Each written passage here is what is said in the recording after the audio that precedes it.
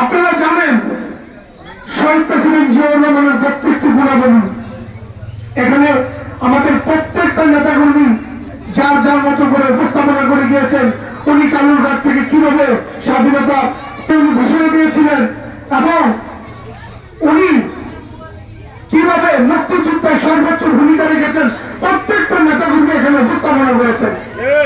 দেশের এই সময়ে আমরা প্রত্যেকটা নেতাকর্মী যখন ব্যস্ত যার যার কর্মস্থল নিয়ে, তখন এই দেশকে ষড়যন্ত্রের কাতারে নিয়ে যাচ্ছে স্বৈরাচারী শেখ হাসিনার কিছু আমলারা একাবার। এই দেশটা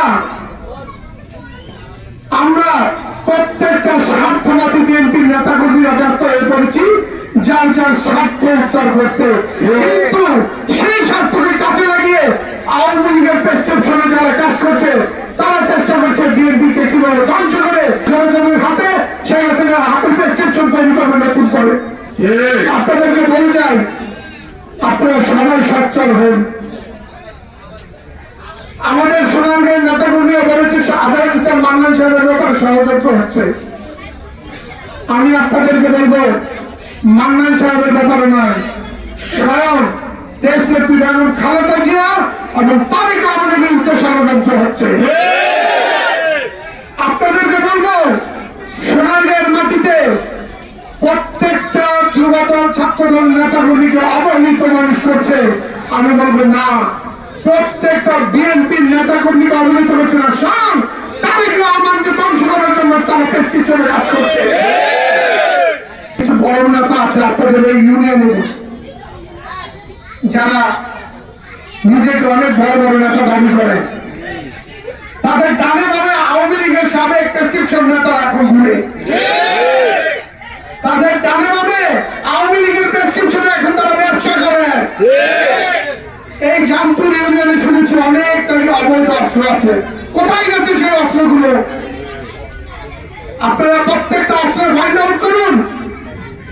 আমি সোনারগাঁ থানার ওসি মহোদয় এবং প্রশাসন প্রত্যেকটা প্রশাসনের ব্যক্তিকে বলবো কোথায় গেল সেই অবৈধ অস্ত্রগুলো, যে অস্ত্র দিয়ে আজহারুল ইসলাম মান্নান সাহেবের উপরে হামলা হয়েছিল। এই জামপুরের মাটিতে হামলা হয়েছিল, কোথায় গেল সেই ধারালো অস্ত্রগুলো? এই জামপুরের মাটিতে আমি নিজে রক্তাক্ত অবস্থায় গিয়েছি হসপিটালে। জামপুরের নেতাকর্মীদের যখন উপরে হামলা হয়েছিল তাদের মাথার পেটে দুই ভাগ করে ফেলেছিল, কারো কান কেটে ফেলেছিল। আমি নিজে গিয়েছি হসপিটাল তাদেরকে দেখতে। কোথায় গেছে সেই অস্ত্রগুলো? আমি আমাদের প্রত্যেকটা নেতাকর্মীকে বলব, আপনারা যদি মনে করেন আজহারুল ইসলাম মান্নান সাহেব দুর্বল, তা আপনারা ভুল মনে করেন। আজহারুল ইসলাম মান্নান সাহেবের হাতকে দুর্বল করতে আপনারা পারবেন না। হাজারো সৈনিক এখনো রাস্তায় ঘুরে বেড়ায় আজহারুল ইসলাম মান্নান সাহেবের হাত ধরে নেতৃত্বে এসেছে যারা। স্বয়ং তারেক রহমান আজহারুল ইসলাম মান্নান সাহেবকে ধন্যবাদ দেয় তার কাজের কর্মের সফলতার জন্য। স্বয়ং বিএনপির চেয়ারপারসন দেশনেত্রী বেগম খালেদা জিয়া পছন্দ করে আজহারুল ইসলাম মান্নান সাহেবকে। মান্নান সাহেবের দু একটি গুণাবলী বলি। এই জামপুরের সাথীপুরের বহু নেতাকর্মী যখন 47 দিন জেলে খেটেছিল, তার আজহারুল ইসলাম মান্নান সাহেব তার সন্তানকে 12 দিনের মাথায় জামিন হওয়ার পরেও 47 দিন জেল খেটেছে তার প্রত্যেকটা নেতাকর্মীকে বের করার জন্য। আপনারা দিবেন আপনার সন্তানকে জামিন হওয়ার পরেও জেলে রাখতে? কি টাকা দিবেন? টাকা তো চাচ্ছিলেন, দিবেন? আপনারা দিবেন আপনার সন্তানকে জেল কাটতে? মান্নান সাহেব আমাকে জামিন হওয়ার পরেও 47 দিন জেলে রেখেছে শুধু তার নেতাকর্মীরা যেন জেলে ভালো থাকে। আমি আমার নানির কবর দিতে পারি নাই, আমার নানির কবর জিয়ারত করতে পারি নাই, আমি আমার নানির জানাজা দিতে পারি নাই। আরে আমি তো বাপ।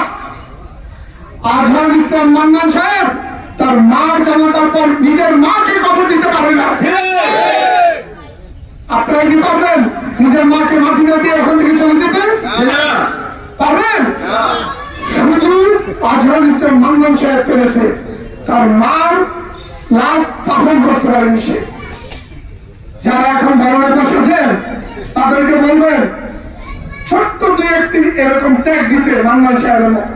আপনারা তো এখনো ক্ষমতায় আসেন নাই, ষড়যন্ত্র তো হচ্ছে সামনে।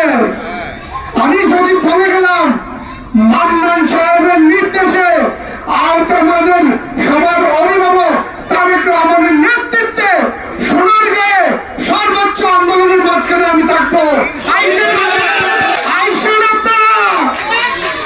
প্রত্যেকটা আন্দোলন তো এই জামপুরের মাটিতেই খালিদ ইসলাম সজীব করেছিল না?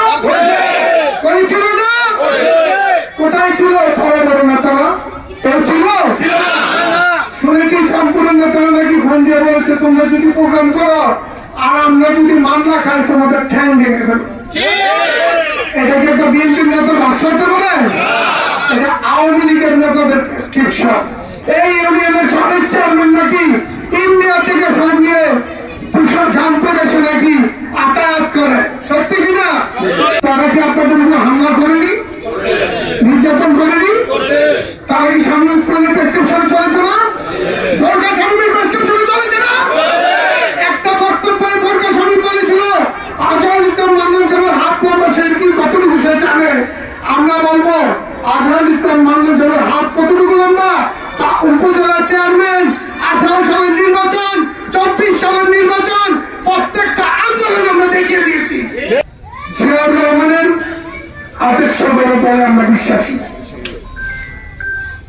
তারেক রহমানের নেতৃত্বে আগামী নতুন বাংলাদেশ গড়বে ইনশাআল্লাহ। 31 দফা বাস্তবায়নের জন্য সর্বোচ্চ ভূমিকা দিয়ে আমরা কাজ করবো ইনশাআল্লাহ। দুষ্ট লোকেরা আছে তাদেরকে বলবেন আজহারুল ইসলাম মান্নান, তার সন্তান খালিদ ইসলাম সজীব এবং সিনিয়র নেতৃবৃন্দরা বলে গিয়েছেন আজহারুল ইসলাম মান্নান এমপিত্ব করতে আসেনি,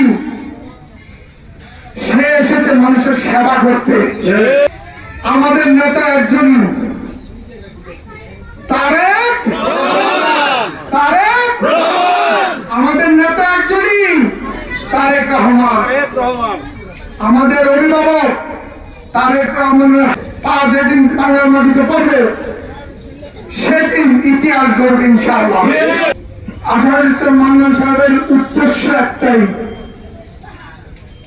উনি সবসময় বলেন এই দুনিয়াতে প্রত্যেকটা ব্যক্তির মৃত্যুর স্বাদ গ্রহণ করতে হবে।